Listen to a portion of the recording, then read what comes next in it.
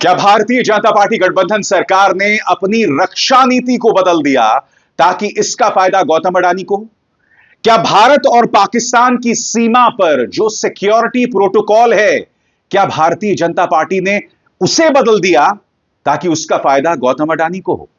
सबसे बड़ी बात, जो निर्माण 10 किलोमीटर तक नहीं हो सकता, क्या वो निर्माण भारत और पाकिस्तान सीमा के 1 किलोमीटर में हुआ ताकि अब तक की सबसे बड़ी खबर ये सामने निकल के आ रही है कि भाजपा के शासन के अंदर सारी हदें पार कर दी गई हैं और देश की सुरक्षा के साथ किस तरह से खिलवाड़ किया जा रहा है। आप लोगों को पता है कि अडानी को पहले एयरपोर्ट सौंप दिया गया, रेलें सौंप दी गई और बहुत सारी चीजें ऐसी जो अडानी को सौंप दी गई, जिनको प्राइवेट कर दिया गया। लेकिन अब किस तरह से पूरा बॉर्डर जो है अडानी को सौंप दिया गया। दोस्तों, हमारे साथ वरिष्ठ पत्रकार मौजूद हैं, विशाल शर्मा जी, आप उनकी इस रिपोर्ट को देखिए।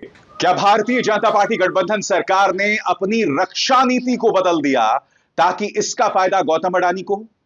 क्या भारत और पाकिस्तान की सीमा पर जो सिक्योरिटी प्रोटोकॉल है, क्या भारतीय जनता पार्टी ने उसे बदल दिया ताकि उसका फायदा गौतम अडानी को हो? सबसे बड़ी अडानी को फायदा पहुंचाने के जो निर्माण 10 किलोमीटर तक नहीं हो सकता, क्या वो निर्माण भारत और पाकिस्तान सीमा के 1 किलोमीटर में हुआ ताकि गौतम अडानी को इसका फायदा हो? यह मेरा दावा नहीं है दोस्तों, यह दावा है अंग्रेजी अखबार गार्डियन का। जी हां, यह निहायत ही सनसनीखेज दावा है दोस्तों, और अगर इनका दावा सही है तो इसके देश के राष्ट्रीय सुरक्षा के लिए बहुत बड़े मायने हैं।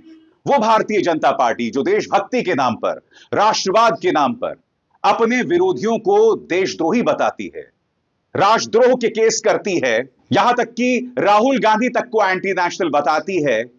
गार्डियन की अगर इस खबर पर विश्वास किया जाए और अगर यह खबर सही है तो यह धमाका है दोस्तों।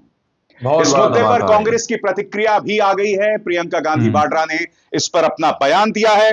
मगर सबसे पहले दोस्तों, खबर क्या है वो आपके स्क्रीन पर। दोस्तों, यह खबर की है भारतीय पत्रकार रवि नायर और हैना एलिस पीटरसन ने। खबर क्या कहती है आपके स्क्रीन पर? Tycoon profited after India relaxed border security rules for energy park. इसका अर्थ यह है कि गौतम अडानी को फायदा मिला जब भारत पाक सीमा पर जो सिक्योरिटी प्रोटोकॉल थे, जो सुरक्षा के मानदंड थे, उन्हें ढीला किया गया। आज ये पूरी खबर बहुत ही सरल शब्दों में मैं आपके सामने रखने वाला हूं। मैं अपनी तरफ से कुछ नहीं कहूंगा। जो बातें मैं आपके सामने रखने वाला हूं, ये तमाम दावे गार्डियन अखबार ने किए हैं। इस पर कांग्रेस की प्रतिक्रिया भी आ गई है। वो क्या कह रहे हैं वही मैं आपके सामने हूबहू रखने का प्रयास करूंगा।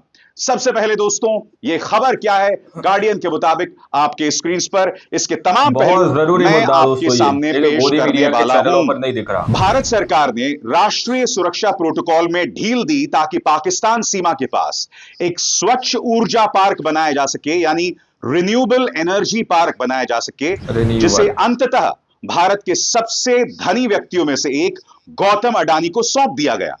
आधिकारिक दस्तावेजों से यह जानकारी सामने आई है। अडानी समूह गुजरात राज्य में खवड़ा संयंत्र का निर्माण कर रहा है, जो दुनिया की सबसे बड़ी स्वच्छ ऊर्जा परियोजना है। यह समूह अडानी के नियंत्रण में है, जिनके प्रधानमंत्री नरेंद्र मोदी के साथ घनिष्ठ ताल्लुकात हैं। नवंबर में अमेरिकी सरकार ने अरबपति अडानी पर धोखाधड़ी का आरोप लगाया था, जिसमें खवड़ा परिसर से स्वच्छ ऊर्जा से जुड़े एक बहु-मिलियन डॉलर की रिश्वतखोरी योजना में उनकी कथित संलिप्तता यानी शामिल होने का दावा किया गया था। जैसे कि आप जानते हैं, गौतम अडानी समूह ने इसे सिरे से खारिज कर दिया था। इंतजार कीजिए दोस्तों, अडानी समूह का इस मुद्दे पर क्या प्रतिक्रिया है, कुछ देर बाद मैं आपको बतलाऊंगा। मगर यह खबर क्या है, और अगर यह खबर सही है तो किस तरह से सुरक्षा प्रोटोकॉल की धज्जियां उड़ा रहा है आपकी स्क्रीन पर। अडानी समूह पाकिस्तान से 1 किलोमीटर की दूरी पर गुजरात सरकार द्वारा पट्टे पर ली गई भूमि पर सौर पैनल और एयर टरबाइन का निर्माण कर रहा है। रन ऑफ कच्छ, जिसे भारत पाकिस्तान संघर्षों में निशाना बनाया गया था, पाकिस्तान के साथ विवादित क्षेत्र सर क्रीक से सटा हुआ है। दोनों देशों के बीच 4 बार युद्ध हो चुका है। पहले के राष्ट्रीय सुरक्षा प्रोटोकॉल ने पाकिस्तान सीमा से 10 किलोमीटर के भीतर किसी भी बड़े निर्माण की अनुमति नहीं दी थी जिससे सौर पैनलों की बड़े पैमाने पर स्थापना बाधित हो रही थी। तो सरल शब्दों में कहा जाए कि 10 किलोमीटर यानी भारत पाकिस्तान सीमा यहां है और उससे 10 किलोमीटर दूर तक आप कोई भी औद्योगिक संयंत्र स्थापित नहीं कर सकते। यह सिक्योरिटी प्रोटोकॉल था। इसकी धज्जियां उड़ा दी गई गार्डियन के अखबार के मुताबिक, और यह जो संयंत्र है वो भारत पाकिस्तान सीमा से जुड़ा हुआ है। सबसे दिलचस्प बात यह दोस्तों कि रक्षा मंत्रालय ने इस पर आपत्ति जाहिर की थी, मगर बहुत ही रहस्यमय तरीके से उन्होंने यू टर्न भी ले लिया। अब दोस्तों आपको गौर करना पड़ेगा कि गुजरात में किसकी सरकार है। गुजरात में सरकार है भारतीय जनता पार्टी की। मुख्यमंत्री भी भारतीय जनता पार्टी के नेता हैं। गार्डियन की इस खबर के मुताबिक इसकी लॉबिंग यानी इस संयंत्र की लॉबिंग, इस रिन्यूएबल एनर्जी प्लांट की लॉबिंग किसी और ने नहीं बल्कि खुद भाजपा की गुजरात सरकार ने की। और बात वहां नहीं रुकी, उसके बाद वो प्रधानमंत्री कार्यालय को खत लिखते हैं और गार्डियन के मुताबिक इस खत में क्या होता है उस पर गौर किया जाए। आधिकारिक संवादों के अनुसार अप्रैल 2023 से पहले गुजरात के अधिकारियों ने प्रधानमंत्री कार्यालय को पत्र लिखा जिसमें रक्षा मंत्रालय के साथ इस मुद्दे को उठाने का अनुरोध किया गया।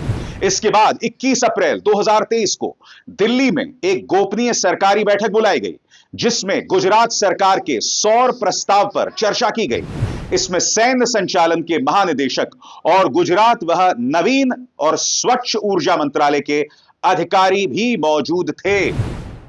दिलचस्प बात यह है दोस्तों, जब यह बैठक बुलाई जाती है तो इस बैठक में सबसे पहले रक्षा मंत्रालय अपनी तरफ से कुछ आशंकाएं जाहिर करता है। जी हां, ये तमाम गोपनीय दस्तावेज गार्डियन अखबार के पास हैं, जैसे कि वो दावा कर रहा है। गार्डियन अखबार इन तमाम दस्तावेजों के आधार पर यह दावे कर रहा है। तो सबसे पहले मैं आपको बतलाना चाहता हूं कि रक्षा मंत्रालय ने क्या आपत्तियां दर्ज की। आपकी स्क्रीन पर बैठक के गोपनीय मिनटों के अनुसार वरिष्ठ सैन्य अधिकारियों द्वारा अंतर्राष्ट्रीय सीमा के पास सौर पैनलों के प्रभाव को लेकर आशंकाएं जताई गई थी जो टैंक संचालन और सुरक्षा निगरानी के लिए बाधा बन सकती है।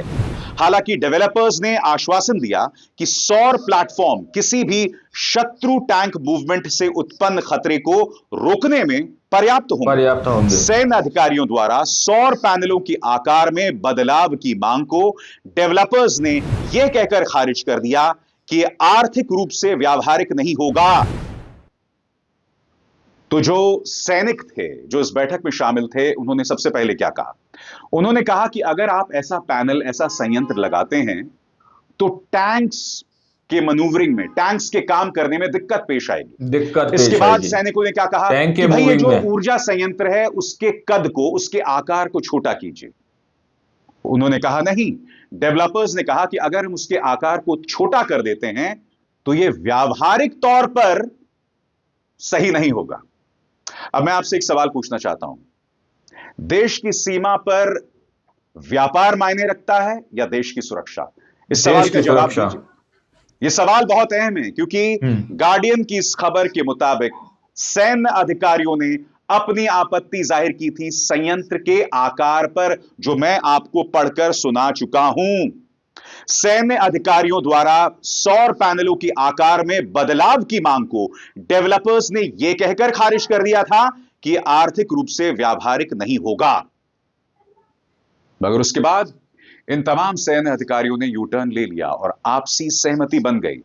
गार्डियन इस बारे में क्या कहता है, इस पर गौर कीजिए दोस्तों। बैठक के अंत में रक्षा मंत्रालय ने आपसी सहमति से सौर पैनलों और पवन टरबाइंस को, यानी एयर टरबाइंस को पाकिस्तान सीमा से 1 किलोमीटर तक नजदीक स्थापित करने की अनुमति देने पर सहमति व्यक्त की, जिससे भूमि को स्वच्छ ऊर्जा उत्पादन के लिए आर्थिक रूप से उपयोगी बनाया जा सके। 8 मई 2023 तक मोदी सरकार ने इस निर्णय को औपचारिक रूप दे दिया। सभी मंत्रालय को एक अधिसूचना जारी कर बुनियादी ढांचा विकास से संबंधित दिशा निर्देशों में ढील दी गई, जो न केवल भारत पाकिस्तान सीमा पर बल्कि बांग्लादेश, चीन, म्यांमार और नेपाल से सटी भूमि पर भी लागू हुई। इससे भारत की संपूर्ण रणनीतिक स्थिति में महत्वपूर्ण परिवर्तन हुआ।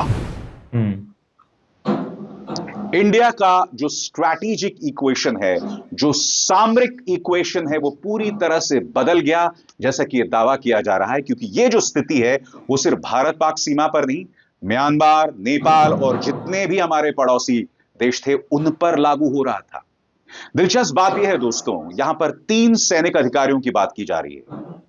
इनमें से 2 अपना नाम जाहिर नहीं कर रहे हैं। एक रिटायर्ड हैं, अजय शुक्ला, जो कि पत्रकार भी रहे हैं, उन्होंने इस मुद्दे पर अपनी राय दी है, मगर 2 सैन्य अधिकारी गुमनामी के अंधेरे से अपनी राय दे रहे हैं। सबसे पहले इस बारे में अजय शुक्ला क्या कहते हैं, आपकी स्क्रीन पर।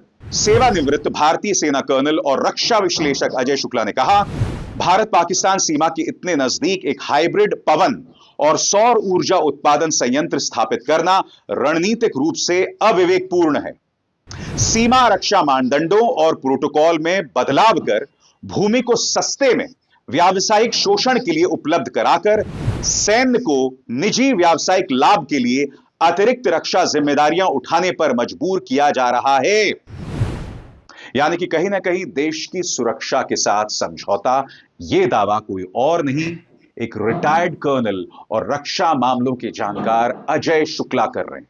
देश की सुरक्षा के साथ इस तरह से खेल किया जा रहा है। दोस्तों कुछ देर दोस्तों आप लोगों ने इस वीडियो को शुरू से आखिर तक देखा। वीडियो के अंदर साफ तौर पर बात की गई है कि किस तरह से इंडिया और पाकिस्तान के बॉर्डर के पास जो तकरीबन 10 किलोमीटर का एरिया है दोस्तों, जहां पर कुछ नहीं किया जाना चाहिए, वहां पर पूरी तरह से जो है अनुमति दे दी गई है सौर पैनल लगाने की। यानी कि अडानी ग्रुप को पूरी तरह से अनुमति दी गई है, जिस पर बहुत सारी आपत्तियां दर्ज कराई जा रही हैं, क्योंकि वो एक ऐसा क्षेत्र है दोस्तों जो हमारे सैनिकों के लिए काफी ज्यादा लाभदायक होता है। अगर किसी भी तरह का हमला या किसी भी तरह की जंग पाकिस्तान के साथ होती है तो हमारे जितने भी एंटी डिफेंस सिस्टम जो है, जितना भी वहां पर एंटी टैंक होते हैं इंडिया के, वो सब के सब वहां पर मूविंग करते हैं। तो अब सवाल ये पूछा जा रहा है कि अगर किसी भी तरह की वहां पर कुछ होता है तो आखिर हमारे सैनिक वहां पर किस तरह से मूविंग कर पाएंगे, उनके टैंक किस तरह से मूविंग कर पाएंगे, और तो और दोस्तों जिस तरह की माइंड जो चीजें होती हैं उसको किस तरह से सेट किया जाएगा, ये सवाल पूछे जा रहे हैं।